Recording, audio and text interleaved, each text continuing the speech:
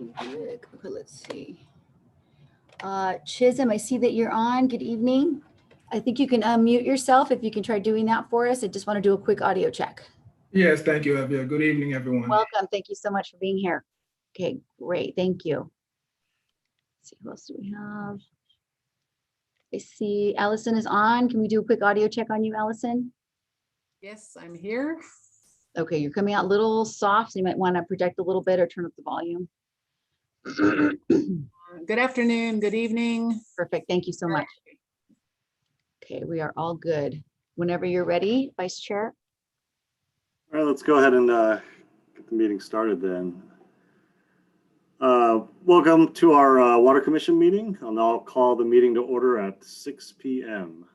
For the audience tonight, I'm the Vice Chair and will serve as the presiding officer for tonight's meeting, as Chair Armel is absent. Tonight's public meeting will be conducted utilizing Zoom video communications.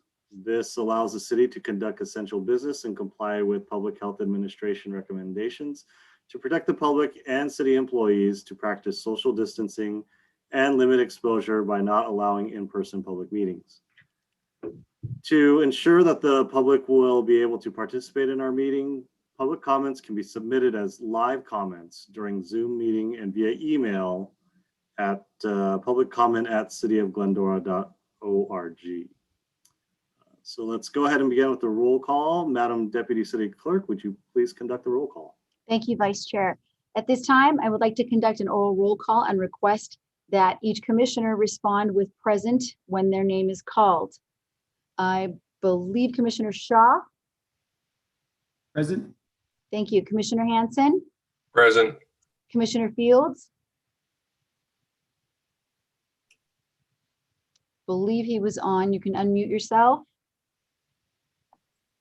Present. Sorry, Elvia. That's okay. Thank you. And Vice Chair Nakano. Present. Chair Armel, I believe, is absent. He did notify us that he would be absent for today's meeting. So we have a quorum for to one absent. Thank you. Thank you. Next item on the agenda is the Pledge of Allegiance. Commissioner Fields, would you mind leading us in the allegiance? It would be my pleasure. If everyone will please place your hands over your heart. I pledge allegiance to the flag of the United States of America and to the republic for which it stands, one nation, under God, indivisible, with liberty and justice for all. Thank you, Commissioner Fields. We'll move on to the reordering of and additions to the agenda. Does anyone wish to reorder or add to the agenda? Okay. Seeing none, then we'll move on to public comment. We have public comment received prior to the meeting. Any? Thank you. At this time, we have received no requests via email, public comment email, or request through the Zoom meeting to give public comment. Okay. So let's see. So let's see. So I would open the public comment period at this time then. Okay, let's open the public comment period. Any member of the public who wishes to address the commission, you're limited to 3 minutes. This is your time to speak uninterrupted. Please address your comments to me and the presiding officer. Public comment as a whole is limited to 30 minutes. If you would like to request to speak, select the raise hand icon in Zoom before the close of the public comment period. You'll be then called on when your turn is up to speak. So do we have any public comments? At this time, no requests have been received. Okay.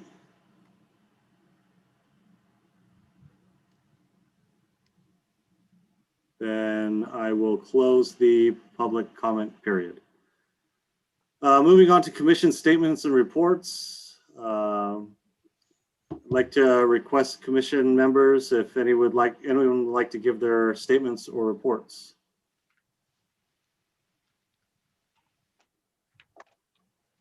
Okay. Hearing none, then we'll move on to director and attorney statements. I'd like to invite Director Sweet to give a statement or report. Oh, thank you, commissioners. And I just have a quick report. I would like to welcome our new Assistant Director in the Water Division, Chisholm Abagalu, and he will be giving a presentation, item number 8 under new business with their proposed 2-year budget. So I just want to welcome him and look forward to the coming year. And that's all I have. Okay, thank you for that, and welcome, Chisholm. Next up on the agenda is special items. We have one special item, looks like the update of new rules of conduct and proceedings related to Glendora public meetings. Like to invite Deputy City Clerk Elvia Harvey to give the presentation.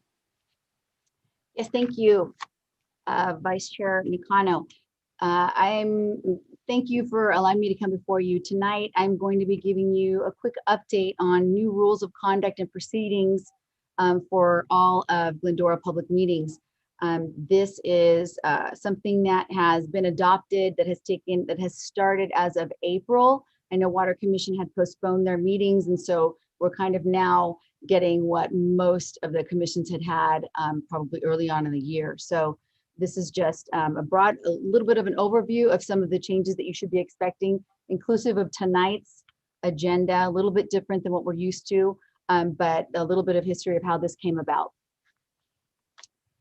So basically, we're going to be covering a resolution that was adopted in February, an ordinance that was adopted that has taken effect since April, and some of the changes that you're going to be seeing.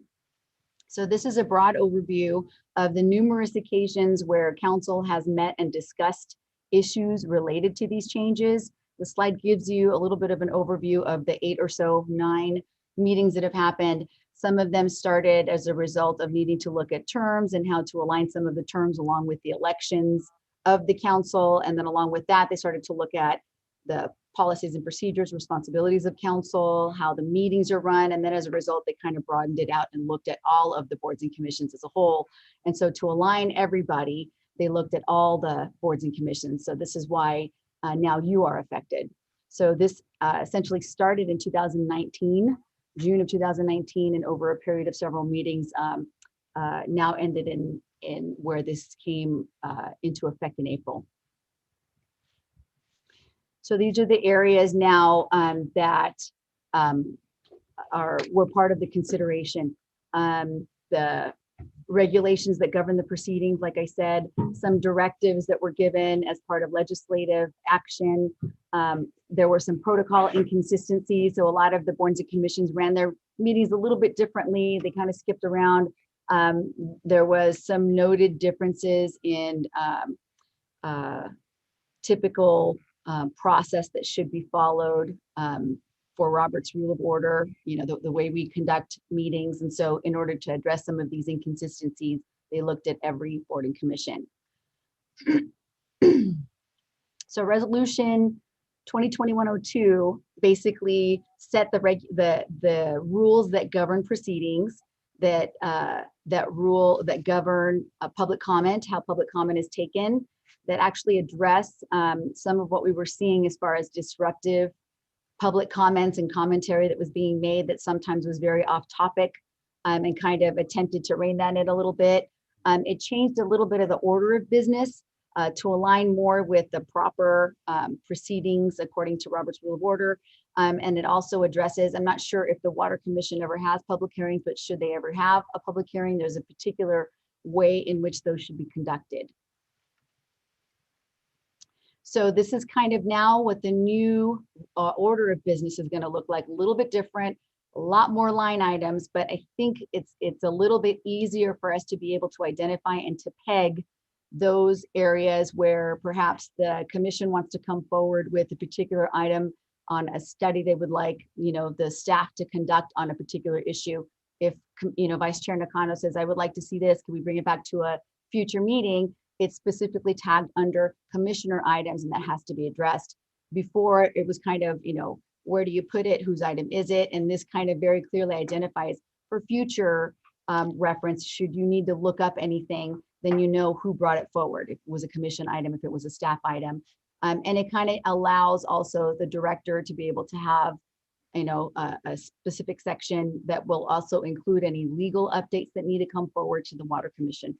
So you've got various areas and kind of teased out a little bit to give a little bit more of a better order of doing business. So this is just new. It's taking a little while for folks to get used to, but it's better in the long run to be able to stay organized as a commission. So this is the new way that we're going to be conducting the agendas. This is the way they'll look point forward. So for public hearings, there's a particular way in which those should be held. Generally, it's the agenda item that's read out loud. The staff gives the staff report. There's a presentation from an applicant. So if there's something that comes to the Water Commission where an applicant has a public hearing, the applicant does have 10 minutes to be able to, on top of the staff report, be able to have their presentation. Then you call for public testimony, and then the applicant has a 5-minute rebuttal period where they're allowed 5 minutes to either dispute or to speak on whatever it was that was testimony that was brought forward. Then you close the public hearing, then the commissioners will comment. What has happened in the past is sometimes commissions will go back and forth with the applicant or during the staff report, and there's a particular order in which that would happen. So everything has to be heard first, and then the commission can speak, because you don't want to speak and then have that swayed in any way. So there's this order that this should be happening, and this is consistent with the Roberts Rule of Order, which is what kind of governs and why we have the Brown Act and all of that. So then you do the motion to vote after that. So this solidifies and formalizes the way in which all public hearings are held across the board, from city council to boards, commissions, advisory boards of any kind. And that's it. That's essentially my presentation. It's just a very broad overview of some of the changes that you'll all be seeing in the agenda point forward. And if you have any questions, I'm happy to answer them. Thank you. My question is this City of Glendora's new procedures, or is this municipal code across all cities in California? It wasn't anything that was done across all cities in California. I think what we started to look at was initially city council and city council terms. When we started to change, what we did is we changed the election year in order to align with the general elections, so that county can assist with the elections. So we did a lot of that move. And then when we were doing that, we said, well, why don't we look at the roles and responsibilities of council? And then we started to see some inconsistencies in the municipal code on how council meetings are how board meetings and advisory board meetings are held, that weren't consistent with what we were seeing as we were having them.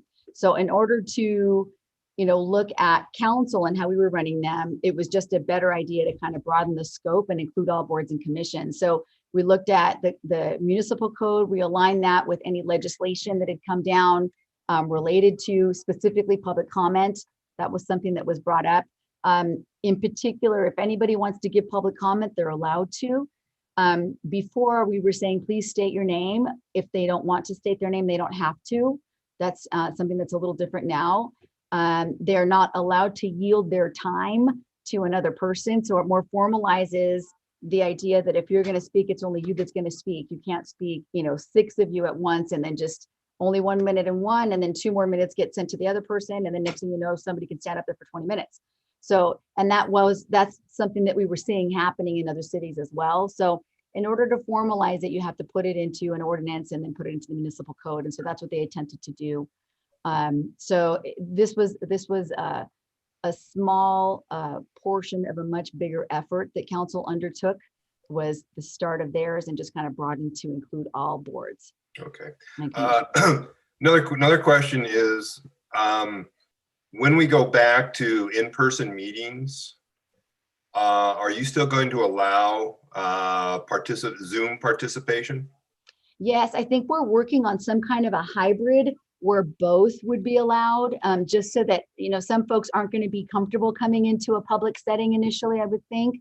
And so I know that our very capable staff in our media folks are working currently right now to come up with some form of hybrid in order to allow public comment.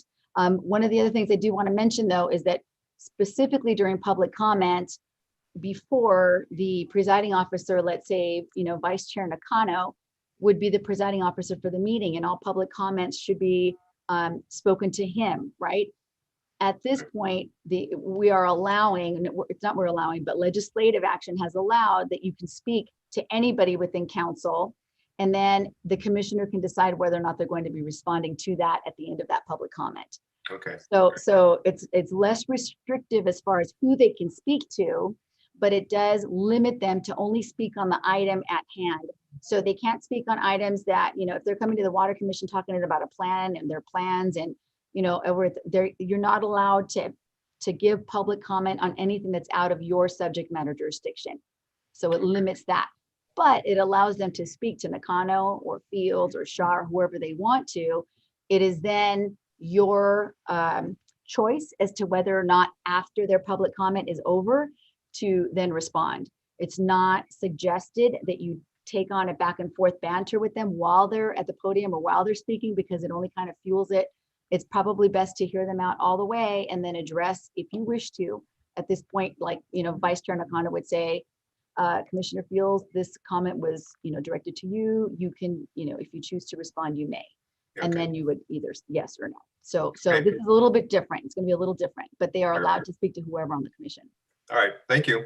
And to clarify that last point, that's to the commissioners and not necessarily to staff, right?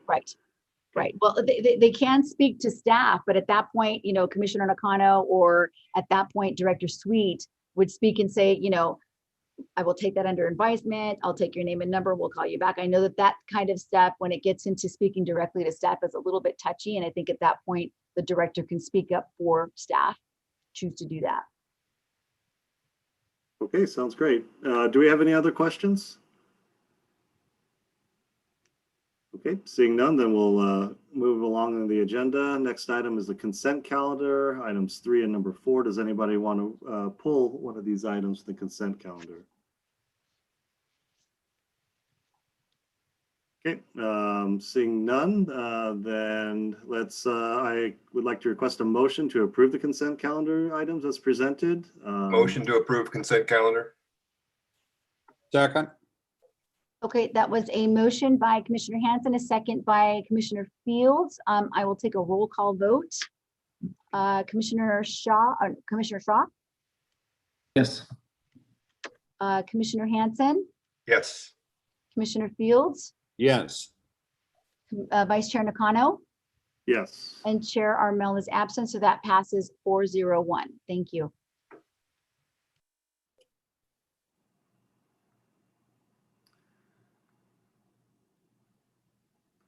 Okay, next item on the agenda is commission agenda items, for which we have none. So we shall move on to unfinished business.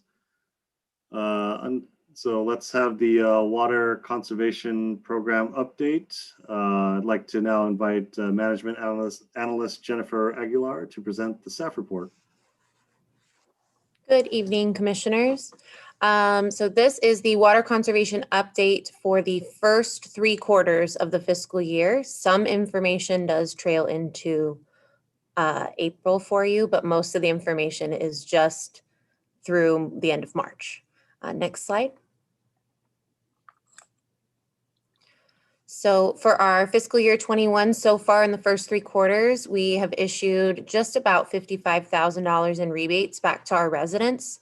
That is down a little bit from last year, but last year or last fiscal year, we did send out a direct mailer with the rebate application. And so we received quite a bit more applications last fiscal year than this fiscal year. Also with COVID, we didn't necessarily push or have events, so we didn't get as many applications as we normally would have.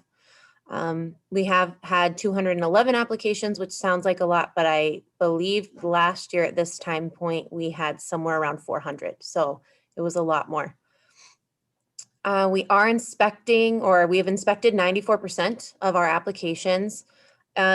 Technically, we have inspected 100% of our applications. The reason it shows up as 94 is because of the lag in the drought tolerant rebates.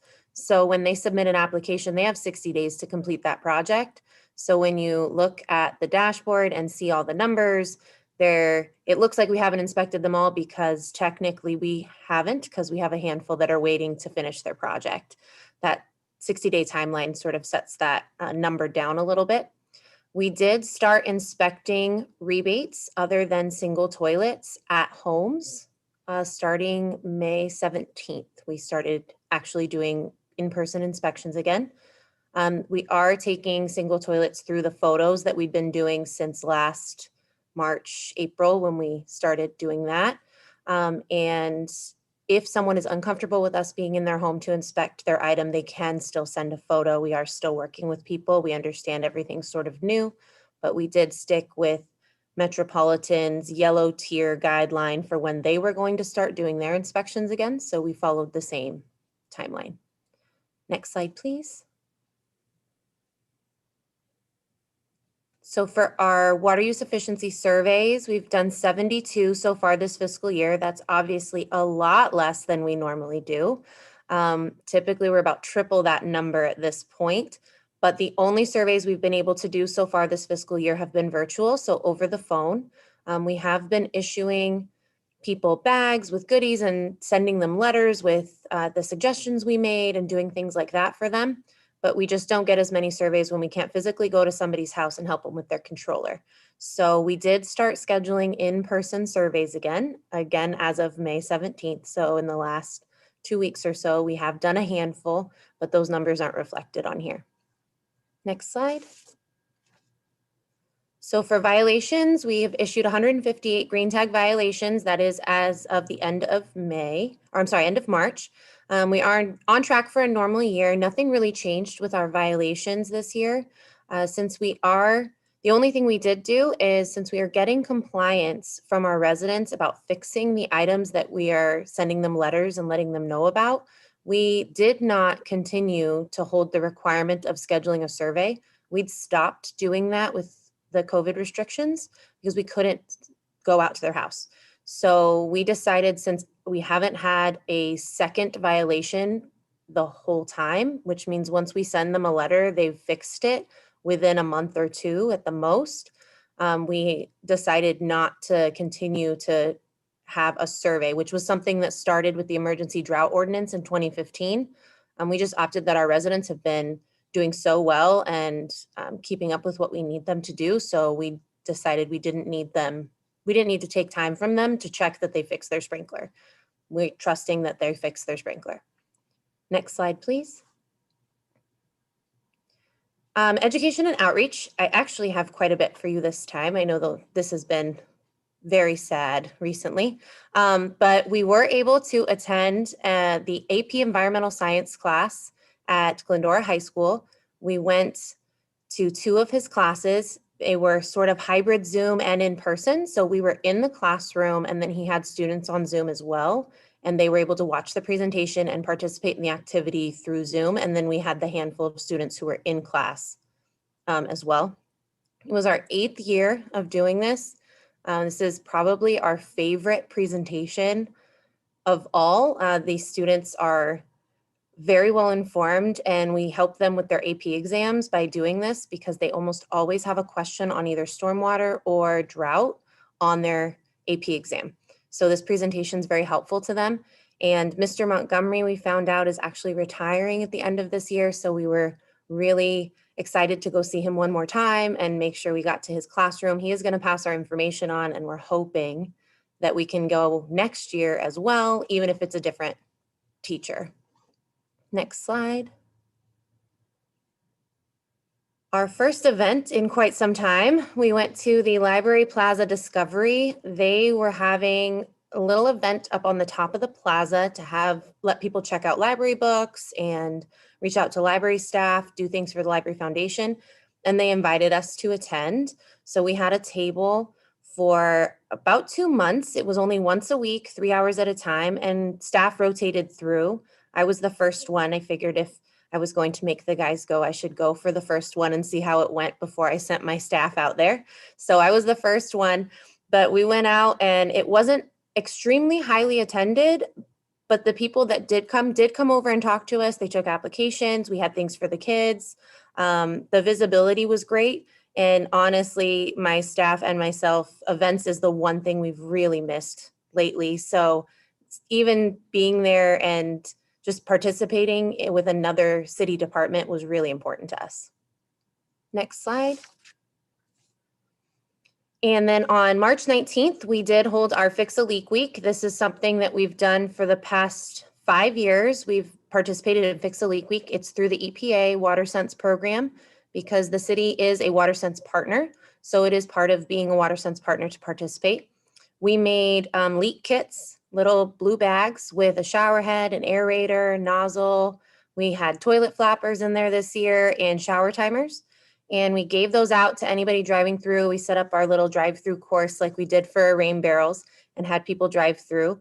Next year, we would probably do a very similar event. The drive-through thing is really nice. It's very convenient, but we would increase our marketing. We didn't have a whole lot of time to market it this year because we weren't sure we could do a drive-through event until towards the end of February. So our marketing timeline was a little short. Next year, we will definitely do it again and hopefully get a little bit of a better turnout. But the people that did come were very excited.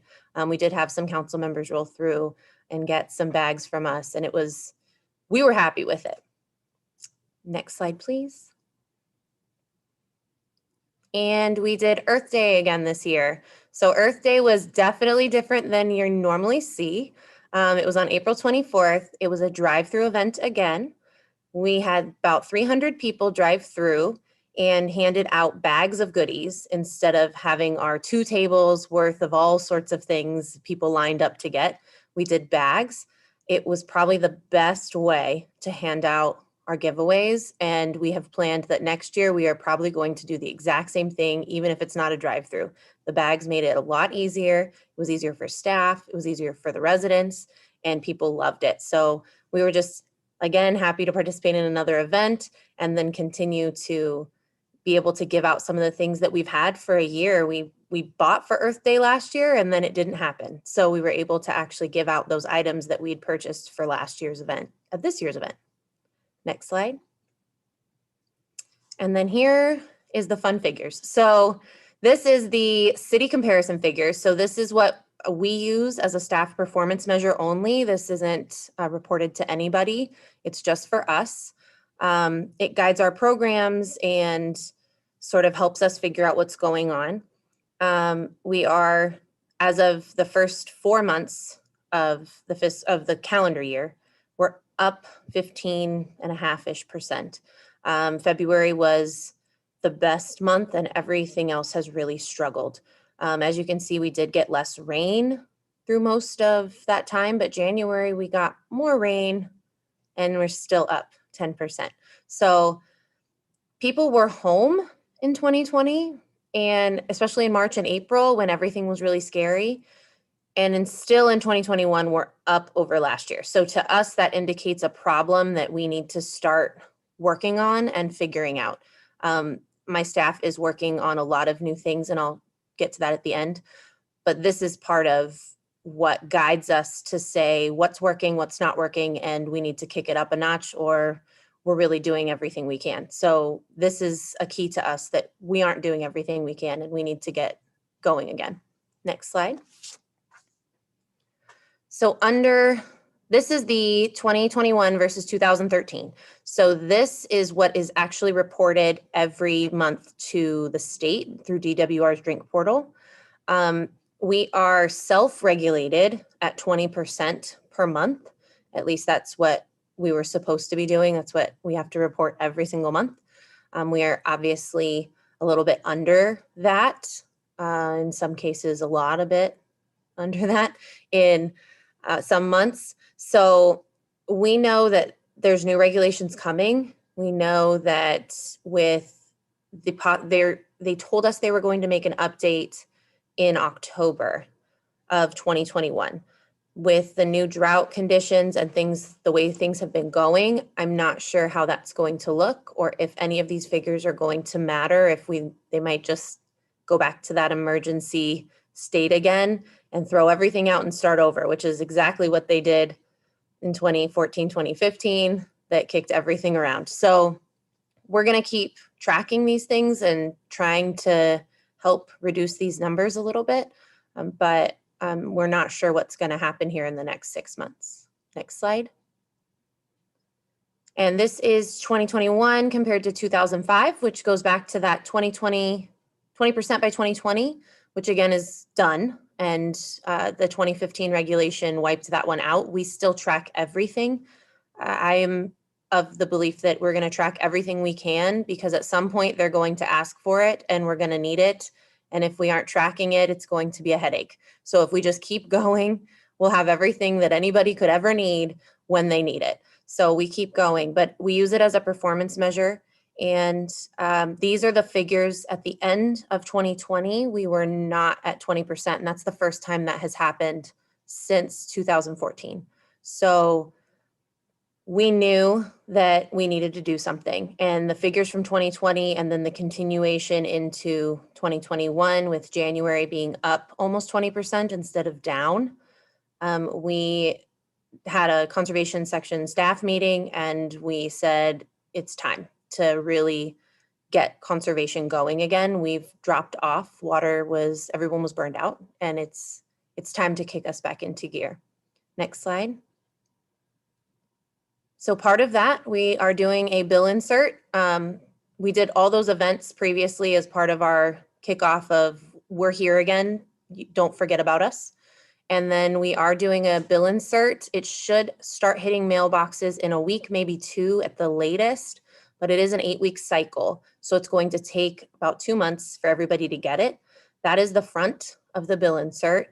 We're focusing on the drought and the drought mentality. We're going back to that chart that everyone loved a little while ago. I've just redone it slightly, that shows how much rain we are short and why we're struggling the way we are with water and why it's starting to come up again.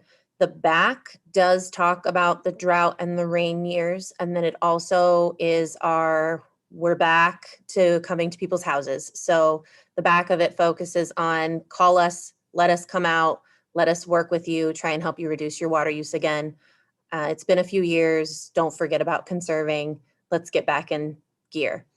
The second thing we've been working on is we have been tracking the use of city facilities, parks, medians, any buildings. Since 2015, we've been tracking those numbers and tracking those meters every 2 months. And we are going to start using that data to help reduce in new ways in our Parks Department and with our landscape plans. So we are working on some of that currently with our Parks Department. Next slide. And the last, there we go. And the last two things we're working on, we are planning to update our rebates. Typically I bring you, here are the rebates we updated. We're actually in the process right now, so I can tell you what our plan is. We are going to reduce the toilets. We're used to be 1.28 gallons per flush. That's the state standard for toilets. You can't purchase a toilet that flushes higher than that unless it's a dual flush, which we accepted anyway. So we decided to match Metropolitan's rebate with the 1.1 gallons flush. And we also felt that toilets they are still one of our highest items rebated, but we've reached sort of a saturation point. We've done about 20%, if not more, of the city has received a toilet rebate in the last 10 years. So we wanted to sort of change that one up a little bit and really try and make it so that what people are replacing, they're replacing a toilet with a toilet that flushes less. Most toilets now in homes are not the 5-7 gallon toilets. It's been so long since those were out there that people are replacing water efficient toilets with another water efficient toilet, which isn't saving any water. We're just giving away money for toilets. So we're really trying to make sure that there's an efficiency factor to it and not just here's $100 for a toilet. Rain barrels used to have a 55 gallon minimum because those were the rain barrels we gave away or the rain barrels that we were selling. Now we've dropped it down to a 50 gallon minimum because that seems to be what is out on the market the most.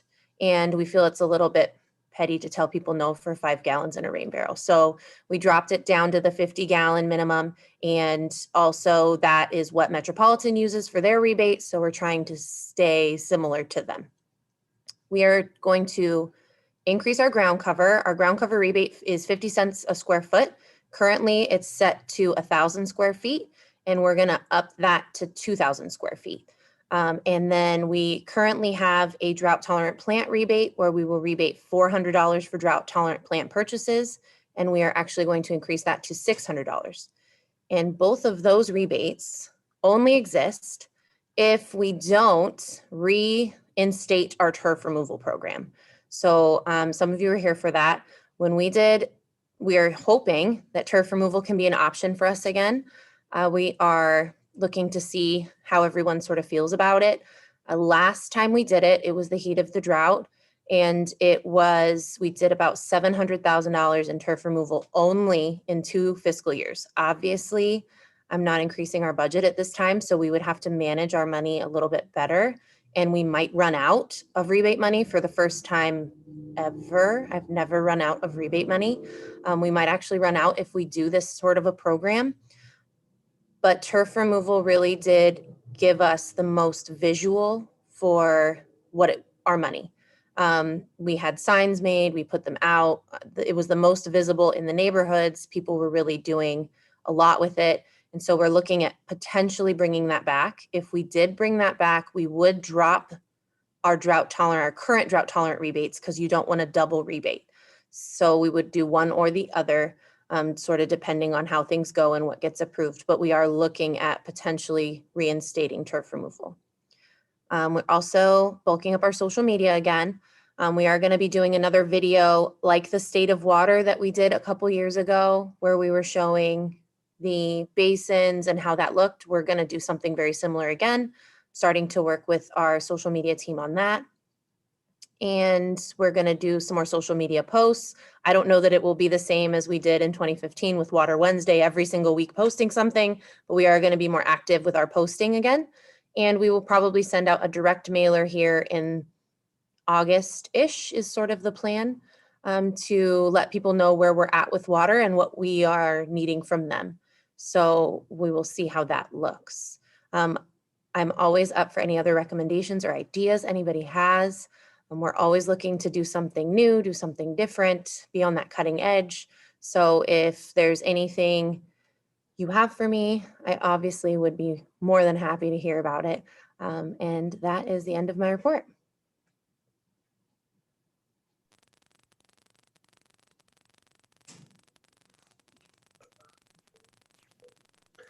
Great report, Jennifer. I recently got, I don't know if you can see it.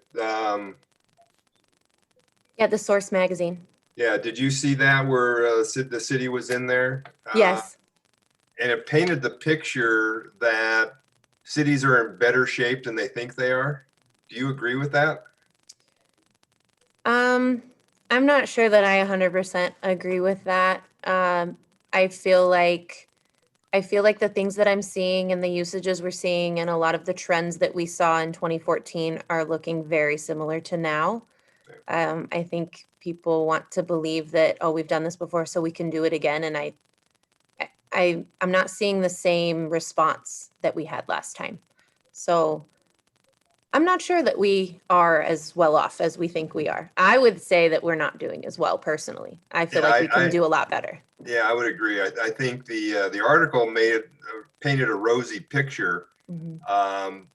But looking at your numbers over the years, they're not that good.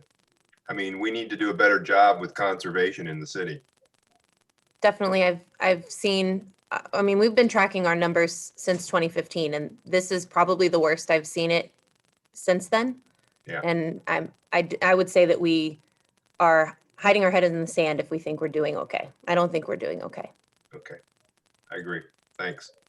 Good report. Thank you. I think Ryan has his hand up. Yeah, thank you. I'll echo what Rick said. Good report, and glad to hear that we're going to looking at ramping up kind of the messaging going into what we presume is another drought. like you highlighted, maybe we're not doing as well as we think we are. So hopefully good messaging, sound messaging might get a little traction. We'll see. I did have one question. I think on the prior slide, maybe 31, there was mention of a study of meters, water meters. Do you know exactly what are we looking at there? I'm just curious. We're tracking the city's meters, so it's not everybody. It's not all the residents. We're more Okay. tracking city-specific meters and trying to see where we could do better on some of those, because those have increased very similar to the residentials. So we're noticing as we continue to track it that the city use is up just almost the same percentage as everybody else. So we're trying to work with our Parks Department and really sort of get that situated. Since we're all part of Public Works now, it's a little bit easier to work together. So we're just really studying and giving them that information instead of just having a spreadsheet that's in a file. We're Right. sharing it with them on a more regular basis. Perfect. Thank you.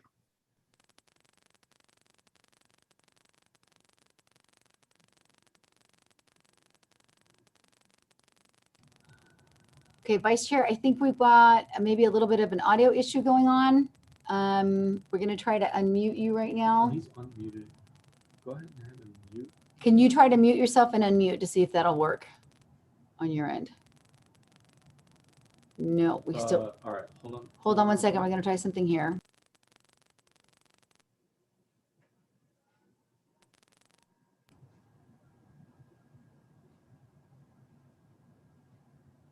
Okay, you should be coming on. All right, now ask him to unmute. Okay, can you try to unmute now? Can you hear me now? Better. Yes, thank you. Ah, There you okay. Sorry about that. Apologies. Okay, do we have any other questions or comments for Jennifer? If not, I'll take a motion in a second. Move to receive and file. Second. I think you're on mute. Sorry, that was a motion by Commissioner Hanson, a second by Commissioner Fields. I'll take a roll call vote. Commissioner Shaw, Yes. Commissioner Hanson, Yes. Commissioner Fields, Yes. Vice Chair Nakano, Yes. and Chair Armel is absent. That passes 4-0-1. Thank you. Okay, thank you. Moving on to the agenda, item number 6, of unfinished business, we have Glendora Water Supply Outlook. I'd like to invite Water Manager Dale Wirt to present the staff report.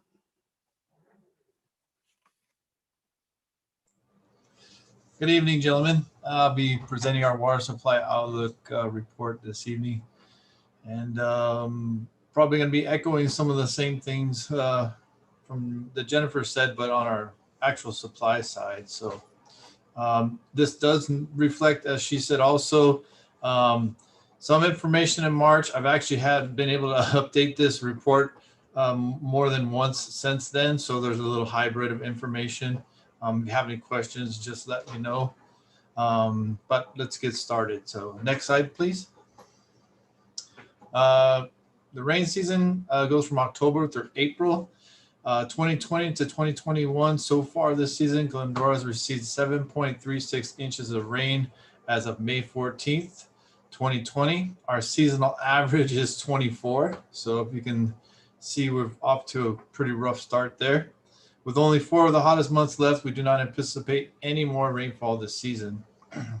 As of May 4th, 2020, Northern Sierra snowpack is already at 0% of normal. So no snow whatsoever in the Sierra. Snow peak packed in April at 72%, but we're only 2 months away and all that is gone. So that can tell you how fast this stuff is going.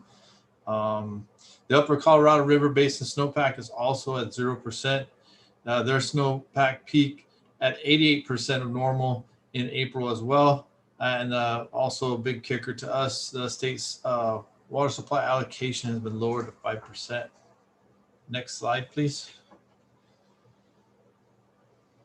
Water deliveries through the San Gabriel River. Upper District made its final deliveries in early May.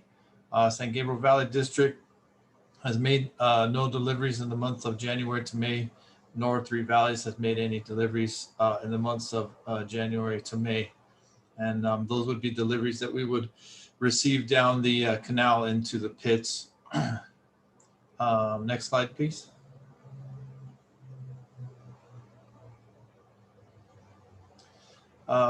As of May 5th, 2020, the Baldwin Park Key Well groundwater elevation was 194.8 feet, a drop of 4.8 feet over a 3-month period, which mimics our wells as well in the Azusa area. As far as the amount of water drop over the month period. On February 19th, 2021, the Baldwin Park Key Well groundwater elevation was 199.6 feet. Its standard operating range is in that 200, 250 feet range. We're falling below that currently. Next slide, please. That is San Gabriel Reservoir on January 1st, 2021. Next slide. That is it in May 14. So you can definitely see the increased size in the islands and the intake starting to peak out above. If you look really carefully, somewhat slightly towards the center of those two islands, there's kind of a hump in the water. That's another island beginning to appear. Lower right-hand corner, you can actually see the shoreline starting to appear. Two things happening, lack of rain, lack of runoff. Also, the two dams, big dams up there are draining to minimum pool to deal with the debris and silt brought on by the fire that we had up here last year. So it's a kind of a compounded issue. Next slide, please. That's Morris Dam Reservoir as of January 2021. Next slide, please. And that is Morris Reservoir as of May 14th, 2021. It's come down a little bit. They seem to be holding water there. I believe it's giving a chance for the other dams to do some work as well. I know San Gabriel is doing some dam work. And that will also end up being released sometime soon. Next slide, please. That's USG3. January 2021 is on your left, and May 14th, 2021 is on your right. If you notice in the slide on the left, the slide is at water level, and the slide on the right, the slide is our flume is above the water level. So it's definitely showing in each section of that San Gabriel River. If you look into the back, you can also see the release that's coming out of the dam. And that's because I said they're draining those dams to minimum pool to do some sediment removal. Next slide, please. That's the Committee of 9 inlet structure as January 2021. Water level is, you'll see, is slightly higher here comparative to the next slide. Next slide, please. And there is a Committee of 9 inlet structure as of May the 14th, 2021. A little bit more narrower going in, not as wide. Water is receding as it's coming in. Definitely noticing the impacts of a drier year and less water in the river. Next slide. Oop. I think you double bumped, or did you go back? Nope, you didn't. Sorry. It's Committee of 9 channel downstream inlet structure as of January 4th, 2021. This is where they can divert water down the Committee of 9 channel into the channel that flows along the two LA County pits, one of which serves Azusa, the other one which serves us. And you'll notice a difference in that as well in the next slide. Next slide, please.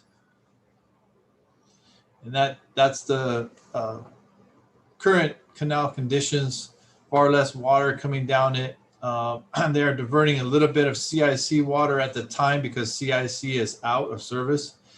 That is currently going into the south pit, but you'll see in the next pictures that that's not even making a dent in the water. I want to say we had a discussion that that's about 15 CFS that's being bypassed currently. Next slide, please. So on the left, you have October of 2019. That is the overflow from the south pit into the north pit. And then on the right, you see from May 14th of 2021, there's a definite 2 to 3 foot difference in the surface level of the water to that overflow. I went and looked at it today. That is even increased as we speak today. I think we're closer to 4 to 5 feet drop off of that overflow. So as the weeks click by, we are continuing to see a dramatic decline in both pits, which you'll see in the next set of slides. Next slide, please. That's a closer look at where it was back in May the 14th. As you can see, it's about a 2 to 3 foot drop over that overflow. And like I said, it's even lower today. Next slide, please. That's the county inlet to the south pit. January 4th, 2021, we did have some water going down there.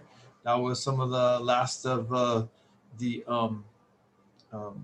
water supply that we were ended in May or early May. Currently on May 14th, 2021, we had no water, and we still have no water and do not anticipate any water deliveries being made into that south pit through the county inlet. Next slide, please. So there's your south pit inlet as of January 4th, 2021 on the left. And if you look pretty close on the right side, you can actually see the inlet itself fully exposed, as that south pit has dropped dramatically over about a 4 or 5 month period. And it's actually lower today than in this photograph. And I have a better picture, I believe, in the next slide. Next slide, please. So you have to look a little hard because it blends in with the rocks, but you can see that square feature that's kind of out of the place and like center left. And then there's the effluent pipe coming out. So that's what would be normally flowing underwater from that county inlet. And it's totally been exposed. Again, we have seen dramatic drops in water level over the last 3 months. Next slide, please.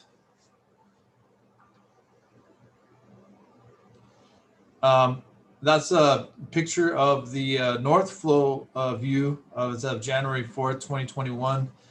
It's a little hard to make out the railing, which is closer to you in the photograph, but in the back you can actually see the county inlet bubbling up there, which you can actually see the inlet now and no water going through it currently. Next slide. That is also from January. That's what the overflow looked like. And you can see it. We were still receiving some water from the overflow as of January 4th, 2021. But it has a dramatic shift in what it looks like today. Next slide, please. I was actually able to drive down in there. There's no water flowing through that. It's pretty dry. Well, what you're seeing in that photograph is a mesh netting LA County placed in front of that inlet to slow and control erosion. And that runs out about 75 feet from the edge of that inlet. That is completely exposed at this point in time. And water, like I said, the water drop even up till now, which is the 27th, another about 15 days is even significant. Next slide, please.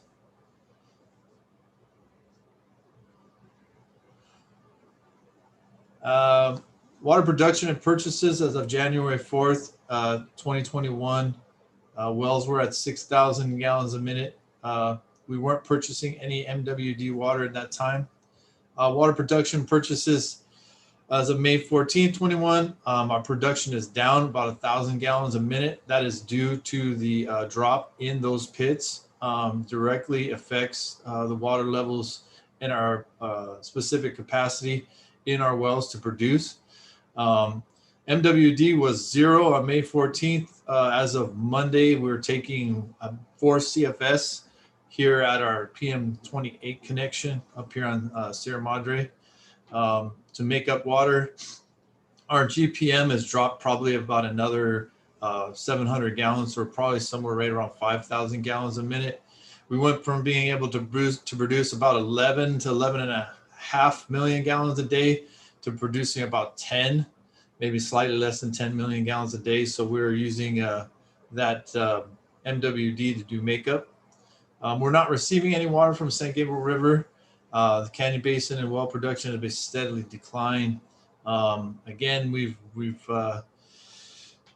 had gone through this before. I did not go through this here, but I was fairly close in a similar part of the basin next door in San Dimas and Claremont. It's similarly reflecting in the wells and in the conditions around them, as well as water service from the canyon.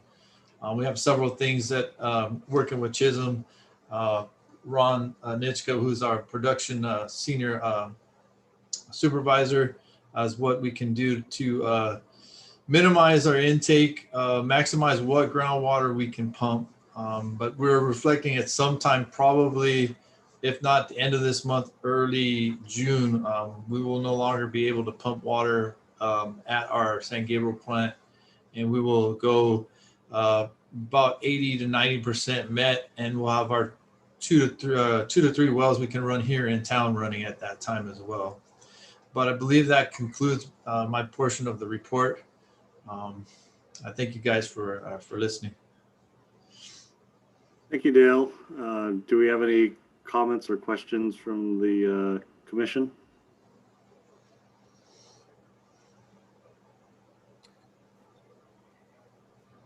Yeah, great report, Dale. Scary report. Yes, sir. Yes, sir. I guess the question I have is the cost of the import water. Where in the budget does that come from? I mean, we're talking millions of dollars if you have to buy water from Three Valleys. Yeah, that is true.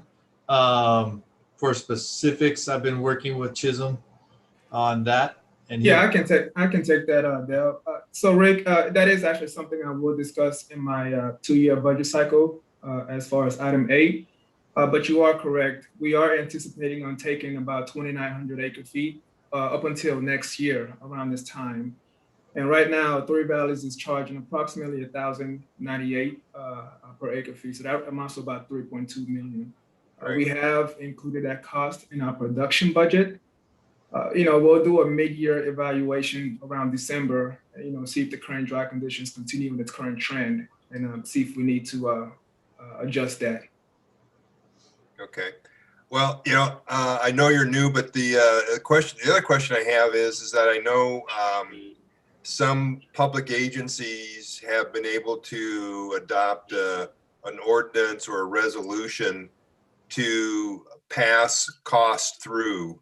So when Three Valleys next year, when they raise their rates in January, the city of Glendora doesn't have to go through any public hearing or rate adjustment. The city can just pass through those rates. I don't know if city of Glendora has that in place, but it's something that maybe you ought to look at. Oh, that's great information, Rick. We will certainly take a look at that and evaluate and see how that will impact Glendora. Okay, great. Thanks. Thank you, Commissioner Hanson. Any other questions, comments? Okay, hearing none, then can I please request a motion and a second? So Move to moved. receive and file. Okay, I think I heard Commissioner Shaw in there. Is that I right? tried. These other guys are too quick. I can never beat them to the punch. Make You have mine to a second, anticipate. Olivia. Make mine a second if you want. Okay, so we have a motion by Commissioner Shaw, a second by Commissioner Fields. I'll take a roll call vote. Commissioner Shaw, Yes.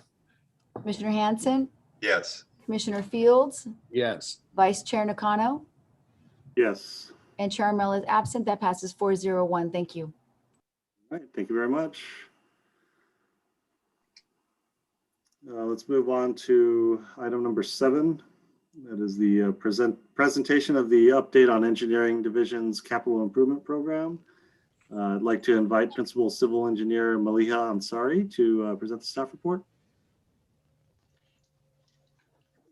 Good evening, Commissioners.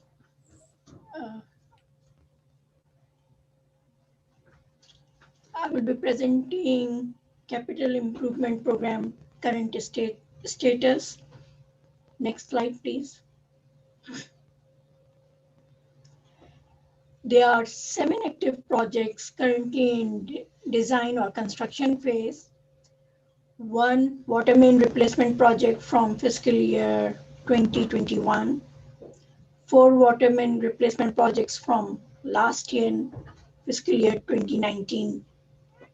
20 and 2 pump and booster station related projects from previous years. Next slide, please. This is the project locations with in different parts of the city, showing locations of the project. Those are moving forward at this time. Next slide, please. Dawson, Pennsylvania, Washington water main replacement. This project is near completion at this time. Project was awarded to MCC Equipment Rental in March. Construction cost is $462,000. Construction status is 80% completion with expected project completion in June. All the water main is already in the ground. During construction, we encountered 10 to 13 feet deep Covina irrigation channels that make project pipeline to realign and go under that culvert. Disinfection test is in process, and as I said, the project completion will be end of June. Next slide, please.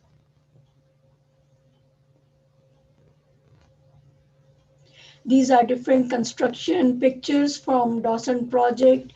The east boundary of the project is Glendora Avenue, close to freeway, and it shows the picture on the right-hand side is showing the pipe going under 10 to 13 feet deep Covina irrigation channel. It was a quite exciting project, and it went pretty well during construction. Next slide, please.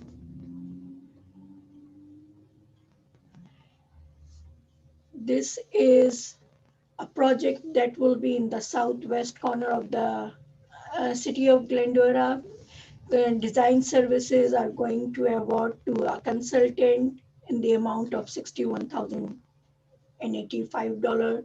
It will replace 7,400 linear foot of 6-inch pipe to 8-inch ductile iron pipe.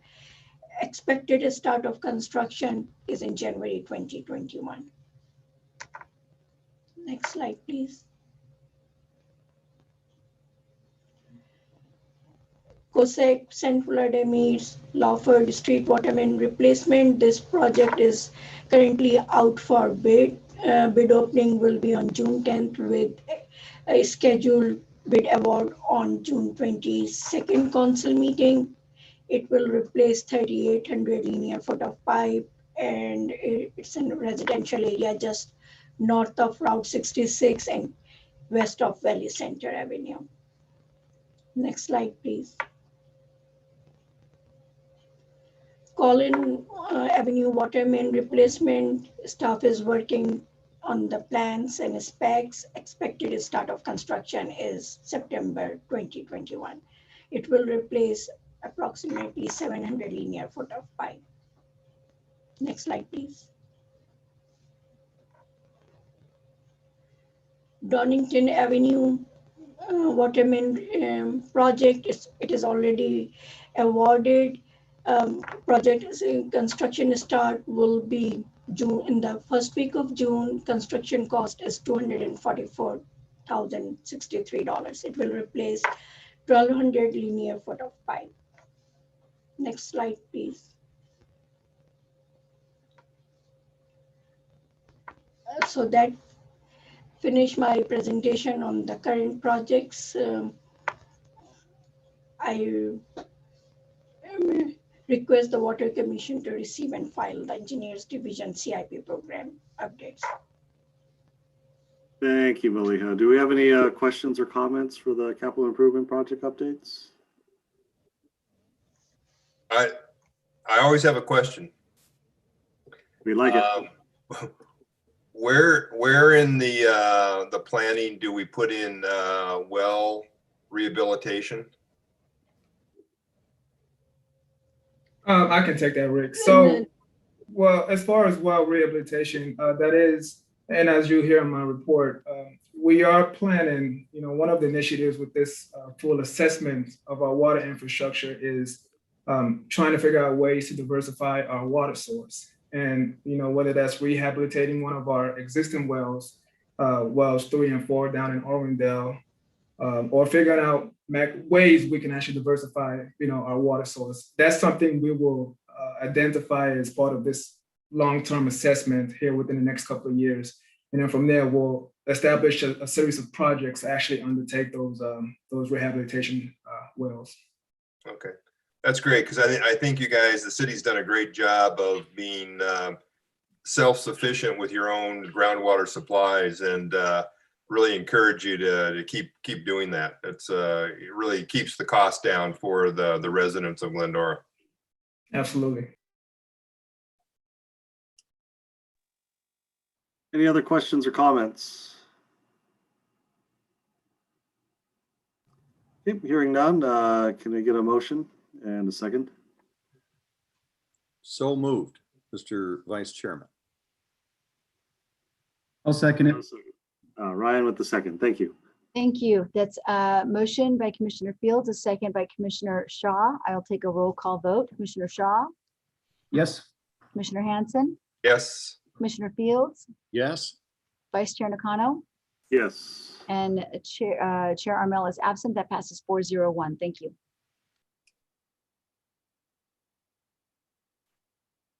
Thank you.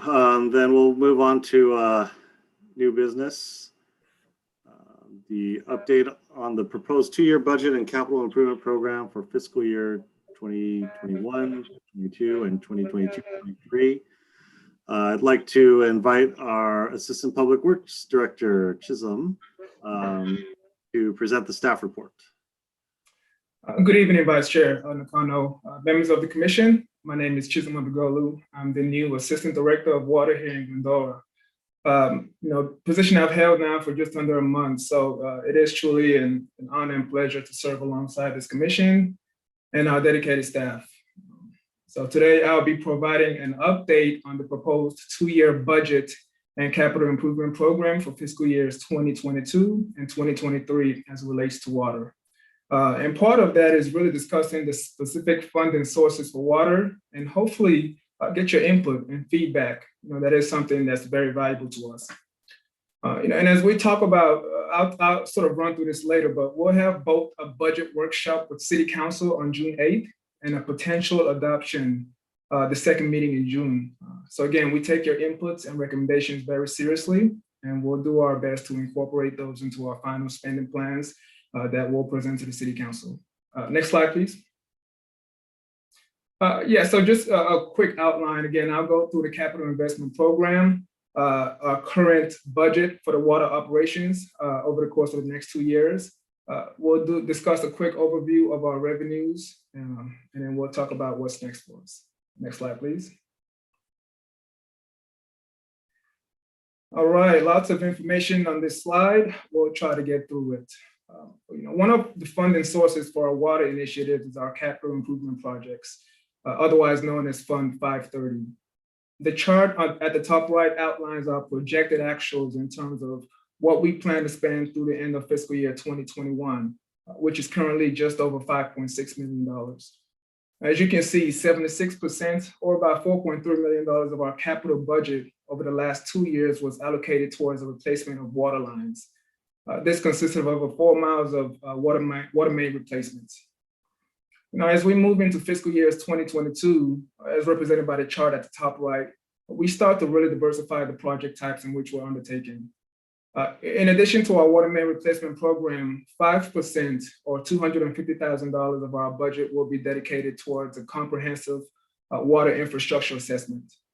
This is in line with the city's overall strategic plan, and really the objective of this assessment is to identify the deficiencies and vulnerabilities within our water system. And as we talked about earlier, really trying to figure out ways to diversify our water production sources.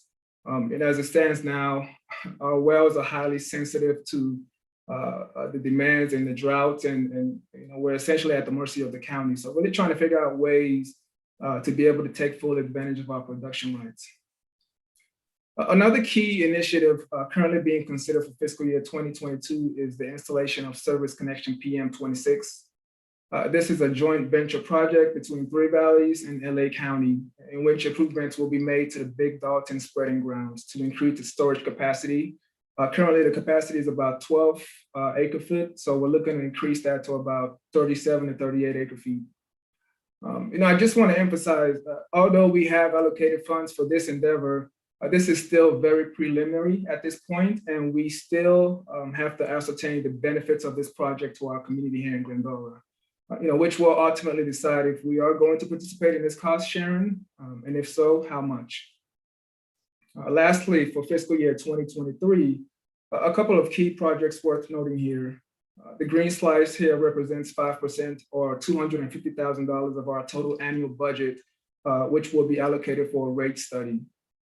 So this will actually be the second phase of our comprehensive water assessment. And really the key here is to identify various rate structures that can be implemented to adequately subsidize the various projects that will ultimately come out of our water assessment study. The current condition of the water assessment study right now, we're in the process of putting together an RFP. Within the next couple of months, we do hope to solicit some consultants to undertake that work. We do want to get going on this as soon as possible.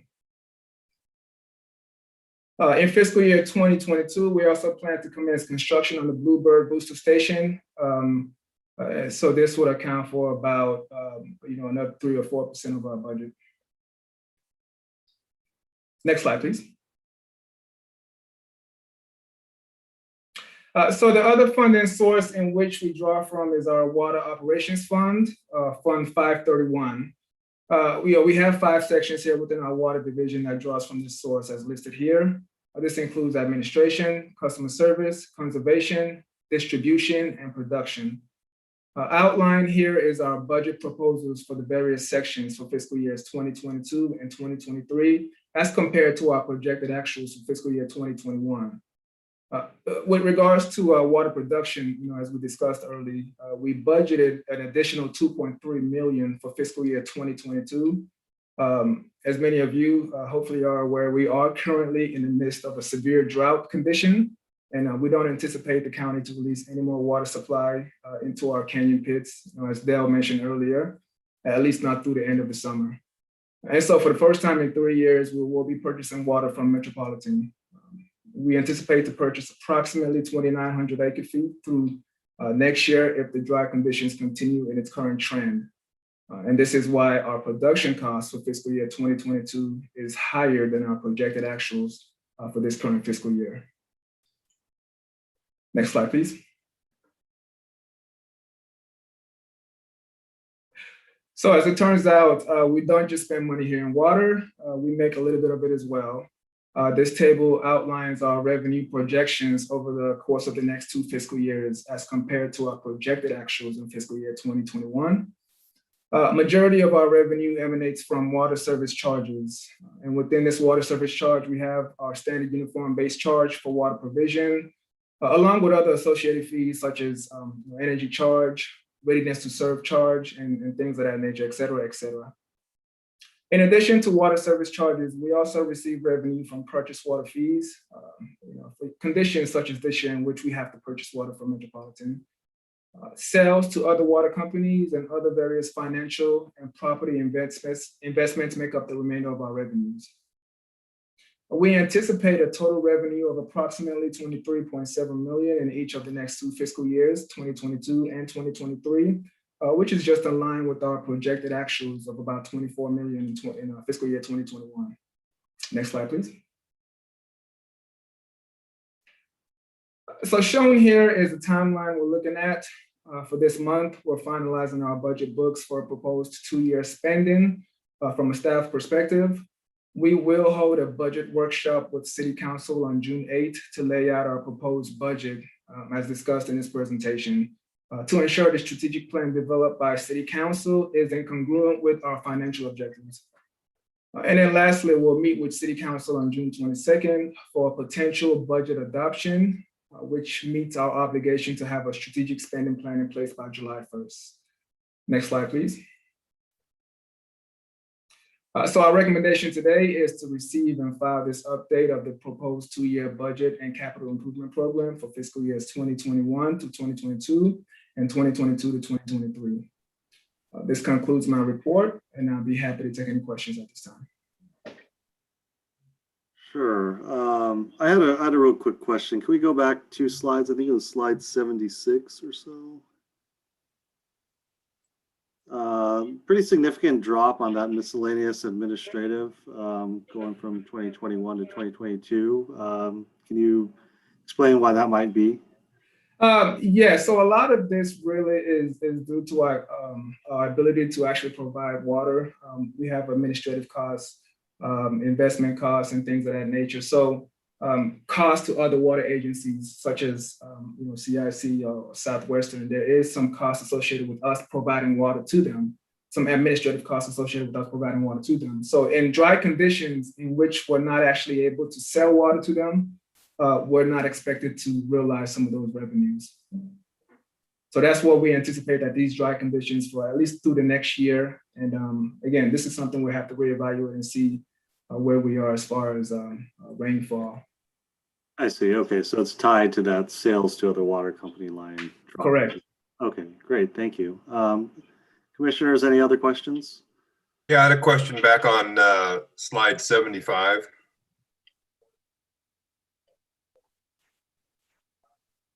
And I hate to do this, but the very last column under fiscal year 22-23 under production, if we continue in a drought scenario, the city's probably going to have to buy more import water.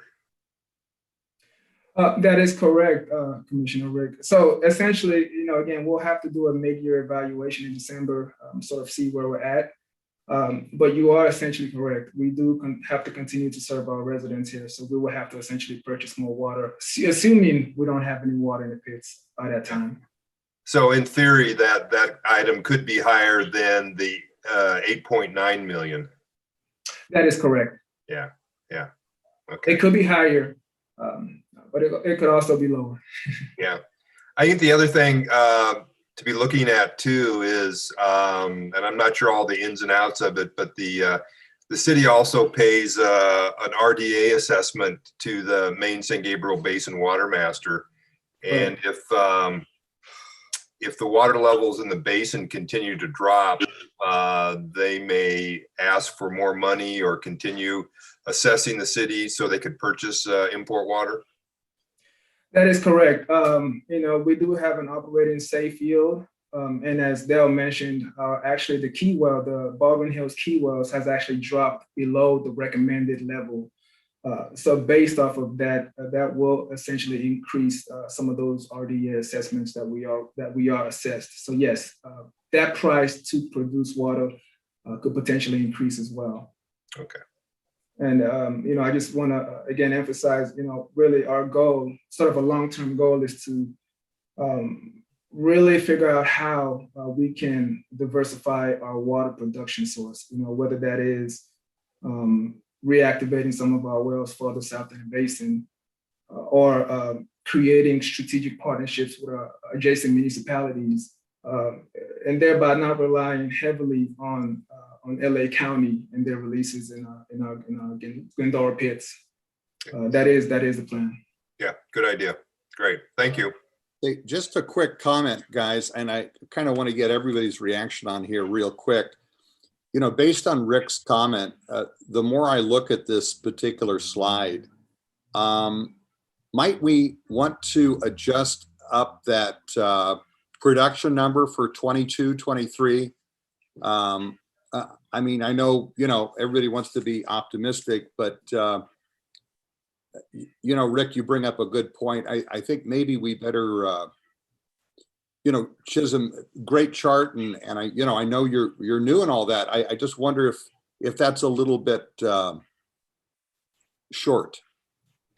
I think the issue is no one has a crystal ball as to what the water picture is going to look like in 22, 23. But I would agree that, you know, instead of, I don't want to blow the budget out of the water, so to speak, but Right. you know, that number ought to be like $9 million.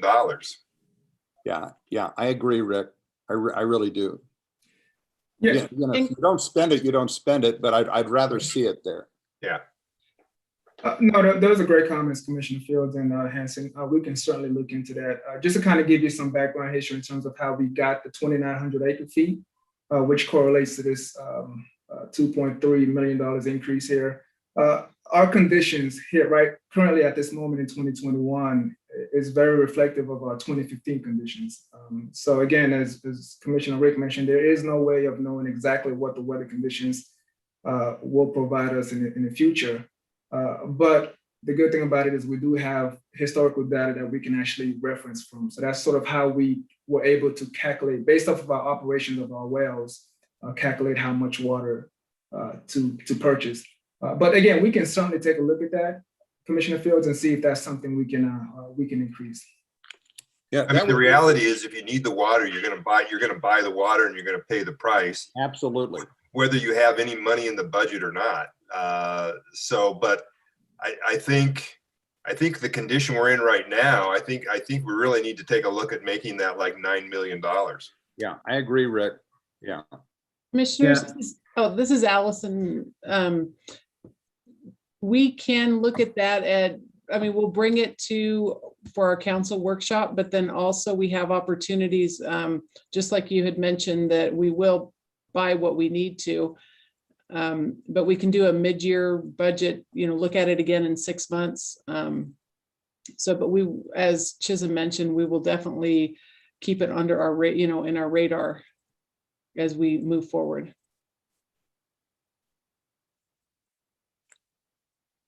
And just to get a point of clarification here, Commissioner Fields. So again, the plan, we will meet with our financial department here to do a mid-year evaluation in terms of where we are with production budget.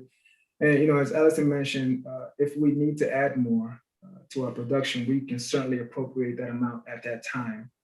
This will last us through next year at this time. So if let's say December, it is still dry, exceedingly dry.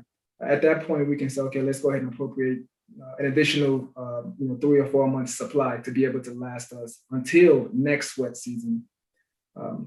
So this is not a final number. I'd rather adjust it down as time goes on. In other words, let's say the weather changes, the drought goes away for a couple of years, we've got some rain, well, then you can always adjust it down. I'd rather go that direction than have to kick it up. Understood. Certainly, we will take a look at that. I agree, John.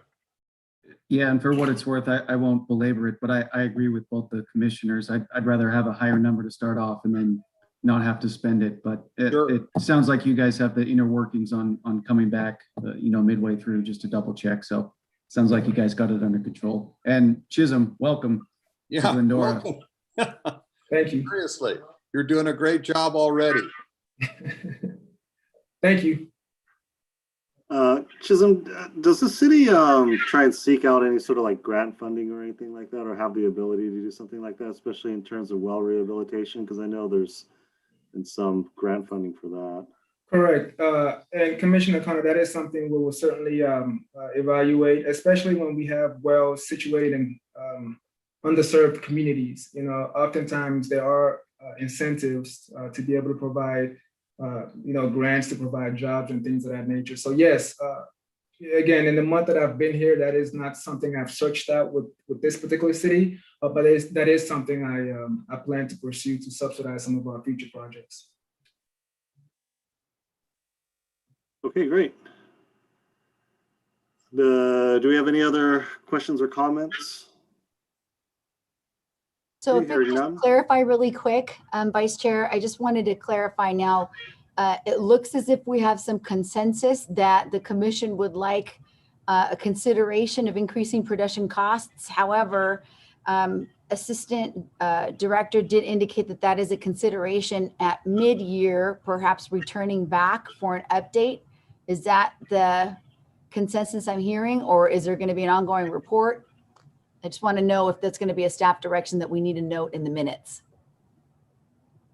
I'll direct to Commissioner Hanson, who first brought this up, and Well, I think what I'd like to see is working through the finance department and the city manager to increase that number to like 9 million. But I do understand that if you put 9 million in and you only spend 6 million, then that's great. Or if you put in 7 million and you've got to spend 9 million, you're going to spend the money. The budget is just a tool to work from. But I think I would rather have as high a number as possible, so you don't have to go back to the city manager and the city council and say, oops, Of course. it's justified. We need to spend more money. I just don't want to see you have to do that. yeah, I tend to agree. I mean, especially with this one being a couple of years out, it's as a projection, even with the true ups, you want to project what we believe is a little bit more realistic, which it sounds like this commission is asking for a higher number now, I guess, instead of just the mid-year.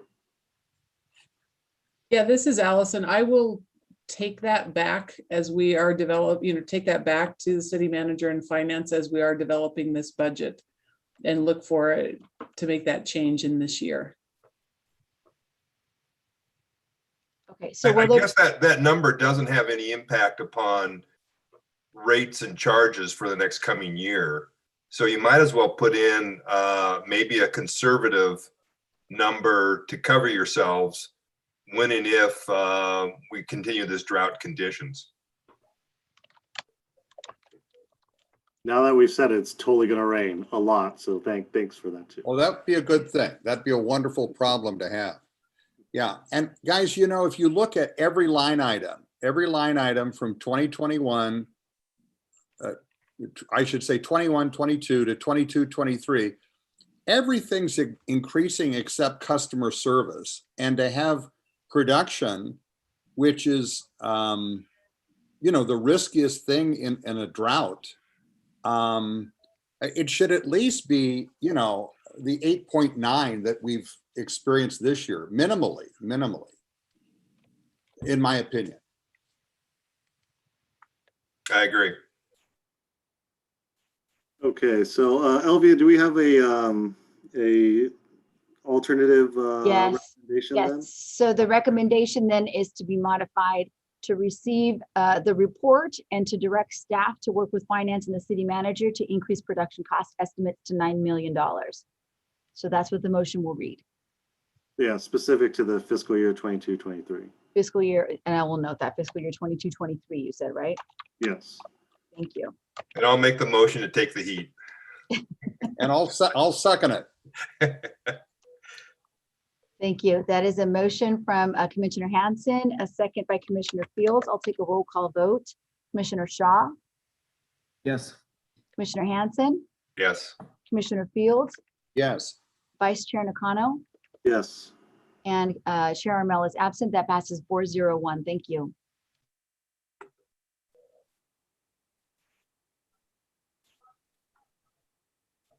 Okay, moving on to the next item of our agenda, which is commission and staff's closing comments. Does any of the commission or staff have any closing comments before we adjourn? I just want to welcome Chisholm on board, and Hope to work with you real soon. Thank you, Commissioner. Agreed. All right, I just want to say thank you to staff and thank you to the commissioners to make it. Zoom is not the easiest way to conduct business, but we're making it happen. Even though, you know, we had to delay a month, but it's been really good to see everybody's face. With that, we'll adjourn. The meeting is adjourned at 7:29. Thank you so much. Thank you, Vice Chair. Good night, everybody.